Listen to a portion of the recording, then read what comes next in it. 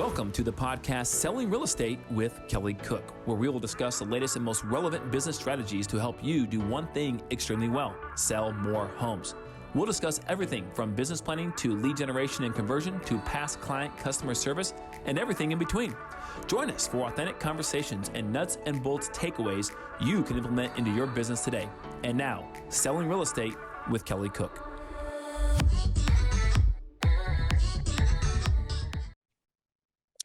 Hello, everybody. Welcome back. It is a beautiful day, and it is another episode of Selling Real Estate with Kelly Cook.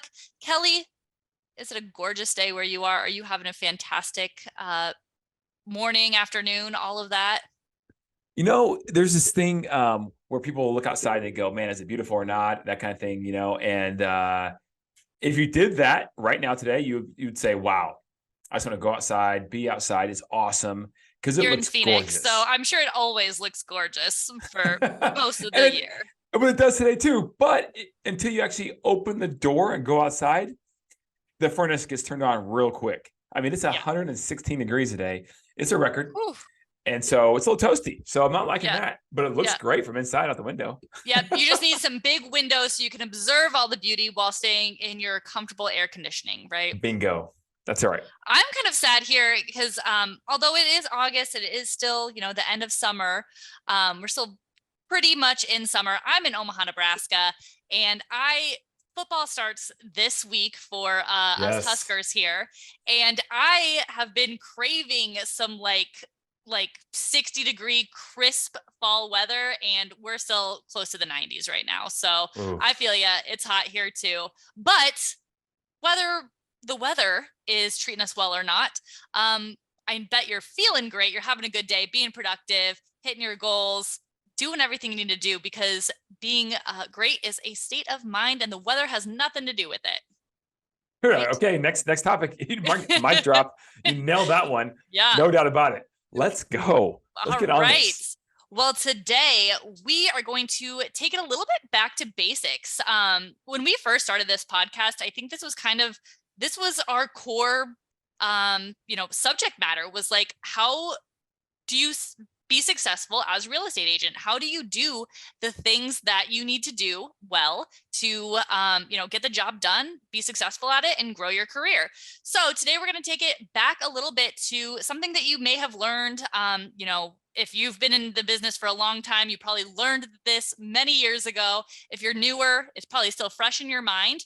But we want to talk about how to do a proper CMA, comparative market analysis, so that you're, giving your clients accurate information and you're making the best educated guesses that you can on how to price their home. So Kelly, let's get into it. Oh, I like this one a lot. This is a great topic because it's done wrong a lot of the times. First of all, do we ever at Cook & Associates Real Estate Advisors, do we ever use the acronym CMA? No, we never do. That's step number one. Why? Because everyone else does. I'd rather be 10% different than 100% better. And so from that standpoint, don't use that acronym because everyone's doing it. Yeah. It's like, oh, do you want a CMA? CMA, I can do a CMA in your house. No, nobody wants a CMA in their house.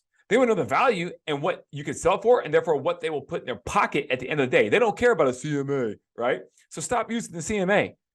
We instead use something called a appraisal style market valuation. That's what we call it. Now, there's no acronym for that. I guess if there was one, it'd be ASMV, but that's terrible. That sucks, right? No one wants to use that one. So don't use one. ASMR. Yeah. Yeah. Don't even worry about it. Just go, hey, you know what?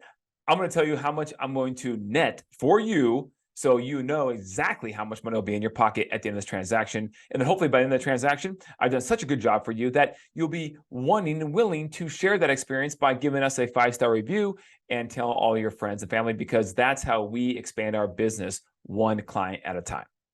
So there you go. That's what it should be about. Now, that's the first thing. The second thing is there are some guidelines that you should follow, and they should be consistent across the board, whether it's a luxury house or a standard regular house, or even potentially a condo, right, or townhouse. And those guidelines get violated a lot too, because what I see a lot of agents do, because I see when we compete against other agents, right? Sometimes the homeowners will share what Susie Q said the house is worth, and they say, here's what she provided as evidence. And guys, the evidence is usually not very good. If I was a homeowner and knew a little bit about a little bit, I would probably go, okay, that's odd. But the problem is we know that most home sellers don't interview more than one agent. A lot of times they only pick one because it's a recommendation or referral, et cetera. They trust that person based on their reputation of either their friend or the agent themselves. And unfortunately, they don't know any better. That's where we come in, where we have a chance to tell our client or our future client, hopefully, that here's exactly how we arrived at the value. So we can have an opinion, which we all should, but at the end of the day, how did you arrive at that opinion? That's what it's all about. You should have proof to back up your promise. And so what we provide is that appraisal style market valuation. There should be adjustments. There has to be adjustments, unless it's a cookie cutter neighborhood where there are only 3 models or floor plans in the entire subdivision, and it's pretty large. And there were homes that are the exact model that just sold like within the past month or two. And they had the same builder standard upgrades and they're built. They're not very old, so no one's remodeled with anything in terms of changes inside the house. And you get something like that, okay. On the same size lot, okay. Then maybe that could be like that simple, this is what it's worth. But outside of that, there should and needs to be adjustments, just like an appraiser does when they go out and appraise a house. So I think the first thing is, Elizabeth, is that most agents don't take the time to take a class. That is not required of them, but is required of appraisers. And if they did that, they would learn a lot. And yes, it might cost money. And yes, it's not going to count for your continuing education, most likely, but you're educating yourself for something that's way more valuable when it comes to being able to tell a client exactly what their house is worth, right? That way, and you don't overprice, overprice, and have to mark down the price, and then your seller doesn't like that a lot of the time, right? Exactly. That sometimes will not end up in a 5-star experience. And that's what we're shooting for, right? Because that's how you build your business, because you're in this for the long haul. This is the long game for you in your career.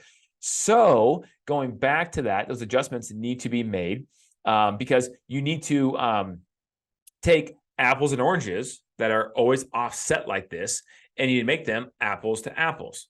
The only way you do that is by determining, based on the subject property you are evaluating, if the comparables that are the most comparables to the subject property are superior or inferior to the subject property. And then based upon that, you need to have the knowledge in terms of how much the adjustment should be to make it equal to, if it were to be, to the subject property. Okay, come down or up. So it's a skill set that takes some time. It takes a while to learn, and experience matters. That's will be some agents out there that should be able to charge more money than other agents because they're not all equal. And that experience should allow that agent to obviously charge more, because the client will still net more, even though they're paying more, because of that experience and that knowledge and wisdom that particular agent has on that subject matter. So that's and will likely save them money in the long run, or net them more money with that. So yeah, not just that their experience, but it comes down to dollars for dollars. You are better off, likely. No doubt about it. Who has more experience. I mean, have you ever went to a department store and you said, "Oh man, that one shirt, I like it, but man, it's $100." Then you go over here to this other department store and that same shirt looks very similar, right? Is only $40, and you're like, "Well, I'm getting that one," and that's cool, right? You're saving some money, but a year later, after you wash it multiple times, that shirt's shrunk and it's nasty, it's wrinkly, it doesn't look the same. But yet that one that you bought for $100 because you splurged that one time, you washed it just as many times and it still looks just as good a year later. Yep. You have to buy another one of those $40 shirts and another one of those $40 shirts. Before you know it, you paid more than you would if you would have bought the high quality one from the get-go, right? It's no different in real estate. You will, by paying more many times, if you get the right person, you will end up making more, even though you're paying more. It's odd how that works, but it's so true. It's a truism throughout just many things in life, unfortunately, or fortunately, however you look at it, right? But going back to the appraisal, if you don't want to take an appraisal course, I want to make sure I get this in here, okay? At least take a look at the appraisal of one of your clients that they received on one of the houses that you're selling for them. Because what happens is, as most agents know, is that if you're helping someone sell a house, the buyer gets the appraisal done. Well, that's property of the buyer. They don't have to share it with you if they don't want to. Okay, so Kelly, what if I'm on the buyer side helping a client of mine purchase a property? Great, that is their property. So have you ever taken the time to call their lender and say, hey, Jimmy, is it all right if I go ahead and get a copy of that appraisal, assuming the buyer client is okay with that, right? Because you're their agent. And they're probably always going to say, sure, no problem.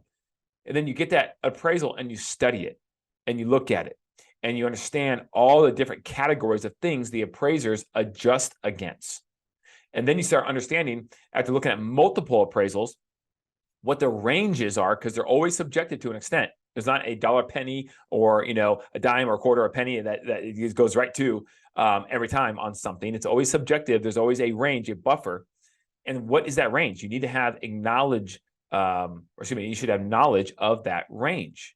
So you only get that by taking courses or dissecting multiple appraisals over the time of your career. So I would start by making sure you check with your buyer, your client that's buying a house, and or their lender to get a copy of the appraisal, and then just review it, study it, look at it, memorize it, retain the information, and you will be a wealth of knowledge that will be able to demand a higher price for your services to people when you go and help them in the future with their CMA.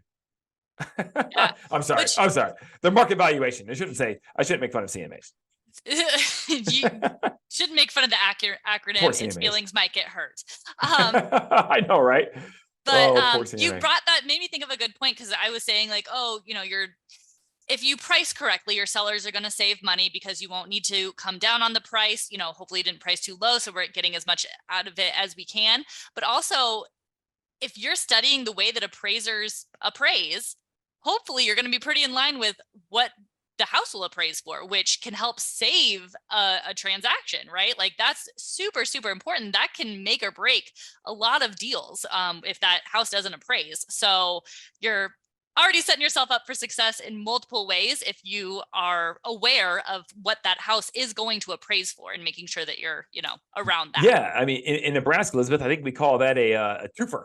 Right? Yeah. That's a twofer, right? You get the appraisal done the correct way, and it's going to appraise because up front you knew how to tell and advise your client how they should price their property. And guess what? The appraiser, a month later when it's in escrow, happens to just agree with you. What a concept, right? It just works. It saves you a lot of money. It makes your client more money, and it saves them and you both time. Yeah. And then kind of just a follow-up question, because I know that this is something that I'm sure a lot of agents have to deal with, that your sellers are likely looking at, well, this is what Zillow says my home is worth, or this is what, what these online calculators say my home is worth. Just to kind of round out this topic here, what is the best way to, of course, come with proof, come with your understanding, your knowledge, but what is the best way to kind of go about that conversation with your clients when they're holding up this totally inaccurate Zillow, reflection? How do you kind of appease that or talk around that? Boy, that's a great question. Good topic brought up, Elizabeth. So when it comes to Zillow, the conversation should always start off something like this. Hey, Mr. or Mrs. Home seller, potential home seller that you're talking with. I see that you recognize what the value was on the Zillow.com website, the Zestimate. And guess what? Zillow, it is a great website to start. It's a great website to start your search, to do some research on your property, and you get a good idea of what things are selling for in the neighborhood. And then, of course, the Zillow, they put some algorithms, some mathematical computation to your property, and voila, it's supposed to be the Bible. But here's the thing, Mr. Seller. If you look at the bottom, fine print, there's an asterisk that says that the estimate cannot be used, basically, or in other words, it's an indemnification, right? You can't be sued for saying your house is worth this because legal advice. It's just not legal advice, and it's just not guaranteed to be accurate. Consult your local real estate professional. What a concept. But the problem is Zillow has billions of dollars behind them, so they advertise that, and therefore people think it's the Bible. It's the end all of be alls when it comes to the value of their house. And the reality is sometimes this estimate is actually fairly accurate. That is true. And I don't know if it's just because the stars lined up in the algorithm that day or what, but it is true. Other times it is way off. I think there's a study done by a university back east. I want to say it was an Ivy League school. I don't recall the school, but on the effects of the Zestimate. And what they found out, this was several years ago, what they found out is that the Zestimate back then was off on average, plus or minus about $27,000. So, okay, if you're at $1 million, that's not terrible, right? But I also know $1 million houses typically are not cookie cutter homes for the most part. And when they're not, that means there's more adjustments. And when there's more adjustments, there's more subjectivity. And when there's more subjectivity, then obviously usually Zestimate is a little further off because you have size of lot, you have lot disposition, you have the way the floor plan flows, you have a view in the back of the front. Yeah, the condition of the interior is huge. Have you upgraded the house in the last 5 or 10 years? No, I never have. In your 20-year-old house. Well, the house that just had a remodel yesterday, they're going to be worth a lot more, even though it could be the exact same size of house with the exact same lot size as well, and the exact same view. It's still going to be a big difference there. So that the Zestimate thing is a kind of a problem, if you will. But I think most people are starting to understand that's just a starting point, and that you really should consult somebody, i.e. a human being that has some knowledge and wisdom and expertise in this neighborhood or environment to be able to affirm that or actually give them the real value. And then also there's a difference between potentially what you list the property at and what you think you're going to sell it for as well. That needs to be explained, because you may think the sales price is $500,000. Okay. That when it's all shooken out and said and done. But for some reason, because there's just a lot of activity between 500 and 525, and people search typically in $25,000 increments, possibly it would behoove your client to give it a shot at 525, because chances are whoever's looking at 500 is still looking at 525, or whatever example it may be, right? So I'm just giving you a hypothetical. There's different huge buyer pools and specific niches within different markets at different price points all across the country. So just know yours, right, for your city. Fantastic. So bottom line, guys, don't call it a CMA. Find your own fun name for it. But whatever you're calling it, make sure that you understand it. Maybe not just the way that you were initially taught. Yep, take the houses in the street and, it's about that price. Like, actually look, I love what Kelly said. Take a class that the appraisers take, or at least do some research on actual appraisals that you're getting, so that you know what exactly to look for when you're pricing it, or when you're telling them what you could price it at, right? And then on those conversations with your clients, and you're right, Kelly, I think most people do understand that now. Maybe not at the beginning. They were taking it pretty seriously. I think most people do understand that. I mean, Zillow doesn't have pictures of your house. They're not, actually inside of your house. They don't know what you've done. So I think people are more reasonable with that, but it's still a really good way. It's still really important to have that conversation about why their home might differ from what that Zestimate says, right? No doubt. So absolutely fantastic. Well, if you guys have any questions for Kelly about this or any other topic that we speak about, literally anything real estate related, investing related, or if you just want to, have a chat with Kelly, you can absolutely do that. Kelly, where can they reach out to you? Yeah, as always, guys, check us out right here on Instagram at, if it pops up, at Kelly Cook Homes, right? That's our handle on Instagram. Or you can just call or text me at 480-227-2028. And if you are thinking of starting a real estate team this year, or maybe you have one and you just want to see how you can, kind of go back and fix some things, whatever you want to do with that, please go to buildyourrealestateteam.com. That is where Kelly has kind of written down his experience, the lessons learned, his guide to creating a real estate team. And Kelly, from what I hear, you're doing a great job, right? Your team is still together, running well. Things are going great, right? I hope so. So he learned his lessons. He's giving them to you, and he's doing pretty well. So please tune in the next couple of weeks. In all the weeks, but we will be keeping you updated just to kind of bring this back up on the lawsuit that is going on with the NAR. That trial will begin in October, I believe. So we'll keep you updated here. Be sure to tune in, and we will see you all next week. Bye, Kelly. Awesome. Thanks, Elizabeth.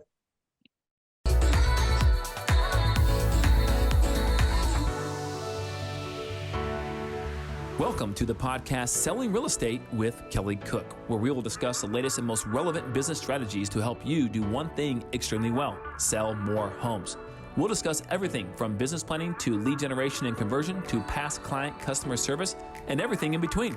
Join us for authentic conversations and nuts and bolts takeaways you can implement into your business today. And now, Selling Real Estate with Kelly Cook.